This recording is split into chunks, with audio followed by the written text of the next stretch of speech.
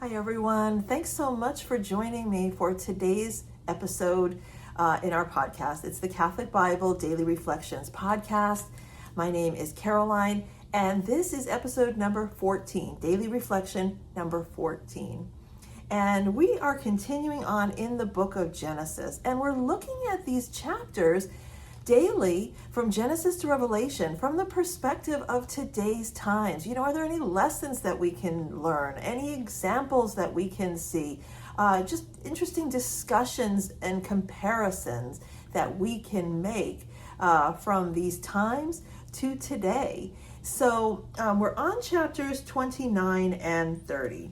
And we left off in the prior podcast episode where we were talking about Jacob's faith growing at this point, right? Jacob has now received the blessing from his father Isaac. He's on his way to his Uncle Laban to find a wife from among his family, the people. And so he's on his way. He is greatly blessed by God and protected by God, but he is also growing in faith with God. And trusting more in God. And so he is on his way, and as he's approaching his Uncle Laban's land and home, he sees one of his daughters. He doesn't know it at this point, but he sees this woman. He asks who this woman is, and she says, Rachel. And he was just like love at first sight. Right? That's something that's common, right, to all of us in this time as well. It's comparable, right? Love at first sight. He sees Rachel. He learns that this is his uncle's daughter. And so, right, that this is just the perfect woman that he could marry because it would be an interfamily marriage that would be approved by his family. And so he is smitten. He is in love with Rachel, and he heads over to see Laban, and he says, what can I do to get the hand of Rachel? And Laban says, you can work for me and tend my flocks for 7 years. And Jacob says that it is but a day, right? 7 years is but a day because he was in love with Rachel. However, as they get closer to the end of the 7 years and they're about to get married, Laban pulls a fast one on Jacob, and he sends into the marriage tent the other daughter he has, Leah, who happens to be the oldest daughter. And, wedding ceremonies, drinking, party for days. And so maybe Jacob was drunk. He went in to the marriage bed, and before he knew it, the next day, it's Leah.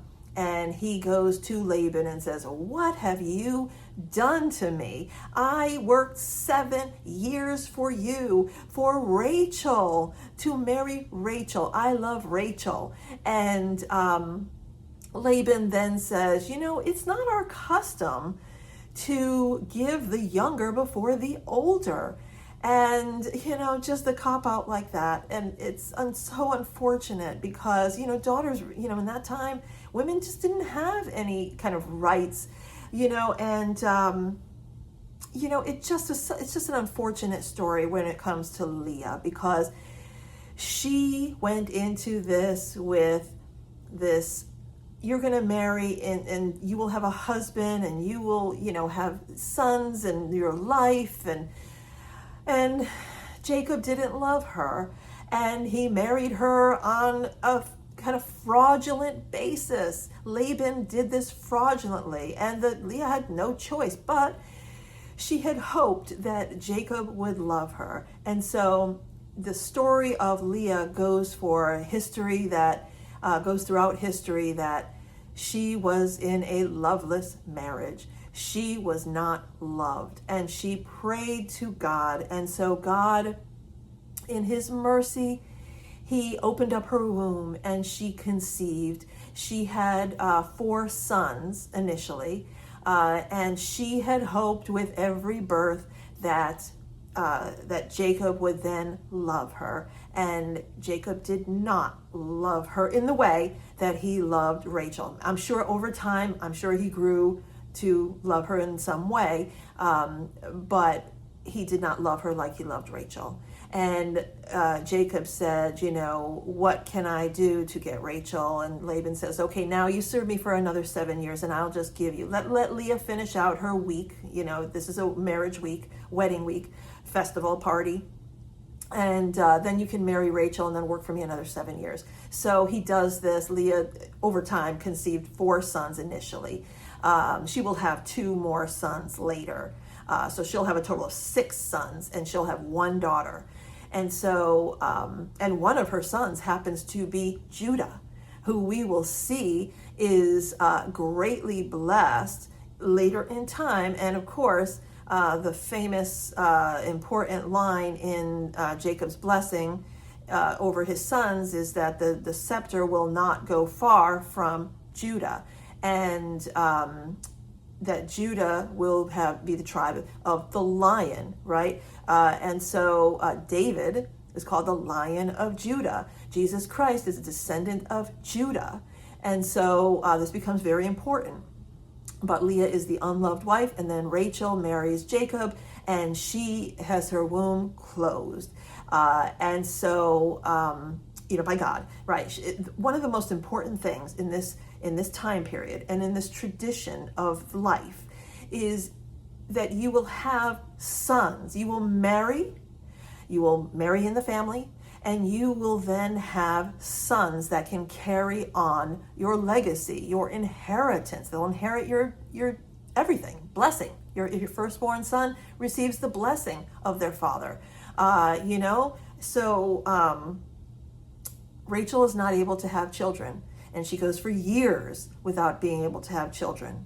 Leah has now, she'll have 4, she'll have 2 later, and then Rachel seeing that she is not able to have sons or children, she gives to Jacob her maid that Laban had given to her.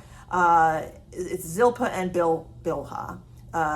Leah gives her maid to Jacob to marry, and Rachel gives her maid to Jacob to marry, so that they can each, because now Leah has had 4 sons, and she says, well, maybe I'm not going to have any more sons. She sees that Rachel gave the maid, and so she gives her maid. And so Jacob marries these extra 2 women, and they have sons as well. So we have a total of 6 from Leah, 2 from Bilhah, 2 from Zilpah, and then Rachel will eventually have 2 sons of her own, which will bring us around to the 12 tribes of Israel. 12 sons, 12 tribes of Israel, just like we saw with Ishmael, who was greatly blessed with 12 sons. So we see that Rachel finally has a son, Joseph. And in the next chapter here, chapter 30, Jacob now says, okay, we have the son. Now Rachel's son is named Joseph, which obviously very important figure in the Bible as well. He will be blessed by God and by Jacob before his death. So Joseph is the son that Rachel has while they're with Laban. And then Jacob says, look, I've got this large family that is growing, and I want to go home to my people, my land, my father. I'm sure he's thinking Isaac will, be dying soon. And so I want to go home. Send me off, Laban. And Laban, seeing that Jacob has worked for him this entire time, has greatly prospered. He sees and he tells Jacob through divination. I've seen now. Laban is not a follower of God. He is a follower of many gods, and so a little more paganistic because he has idols. We see that later, that he's got some idols. And he says, I've learned through divination that I am blessed because you have been blessed by God. So I want you to continue working for me. What can I do? And now Laban, he's not very upright with his nephew.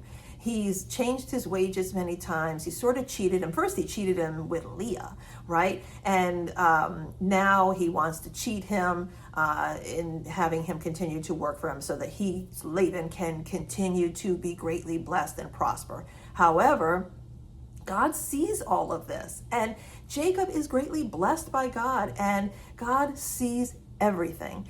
And so God then, where they made this deal, Laban and Jacob make this deal. Look, Jacob says, I will take all of the more inferior lambs and goats and give you the stronger ones. And so Laban says, sure, yes, wonderful, let's do that. And God sees what has been going on and how Jacob has been cheated. And so over time, right, over this life. And so then all of the inferior ones, based on how Jacob was tending to these flocks, they become stronger than Laban's. So even though Laban thinks he's cheating Jacob, Jacob prevails because God is on his side. And his flocks, the spotted, the speckled, the striped ones, all became stronger than Laban's. And that's how we finish off the chapter. But if you want to compare that to today's time, right? When you have God on your side, God's going to watch out for you. God is blessing you, protecting you. He will be there for you. He sees when you are cheated, when you have been injured. One of the biggest commands that God gives us is, do not kill. Right? Vengeance is mine, says the Lord. This goes along with this kind of line, right? Jacob is blessed by God. God protects Jacob. And so the vengeance on the cheating that is going on is the Lord's. And Jacob didn't even have to do anything because God then turned around and blessed him even more. And so Laban, while he thinks he's cheating Jacob, he's not really winning out in the end.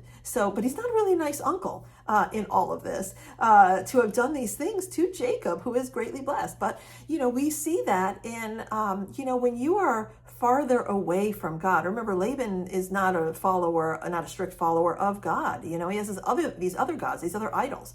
And so, we continue to see, right? Because we've talked about this in the other podcast episodes. We have different lines of descendants and families that are moving their way away from God. And then you have Jacob's line, Abraham's line, right? Isaac, that are moving towards God. Jacob's faith is growing in God, and his trust in God is growing. Jacob just keeps working for Laban these years. He is trying to build a family and take care of his own family. And he wants to go home so that he can bring his family and be able to support his own family in his own land. It's not his own land, obviously. They're still aliens in the land of Canaan. But the promise is that someday their descendants will own this land of Canaan. All the land is to be theirs. It is an inheritance from God. And so Jacob always keeps this in mind, and his faith is growing in God. So, look at that for today's time. As you grow closer to God, your path will be the straight and narrow path, which is what Jacob has been on, the more straight and narrow path. It becomes straighter, it becomes more narrow as he progresses in his life. And we can look at that as an example for our own lives. So, very interesting, a lot to unpack in those chapters. Just interesting that this is a history. This is our history. We are adopted children of Abraham and Sarah. And so it's a very important historical story and narrative to follow when we're in the book of Genesis, and our next podcast episode, we'll continue on with Genesis chapter 31.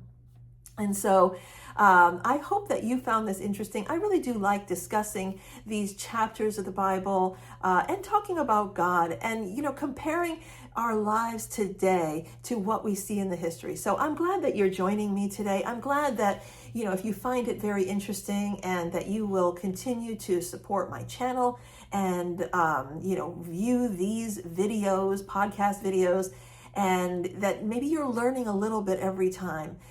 Please like, comment, subscribe, share with others. It's always great to share your faith with others. and for others to learn about God and your faith through you. That's the greatest gift that you can give to someone. So I hope again that you have a great rest of your day. See you in the next episode.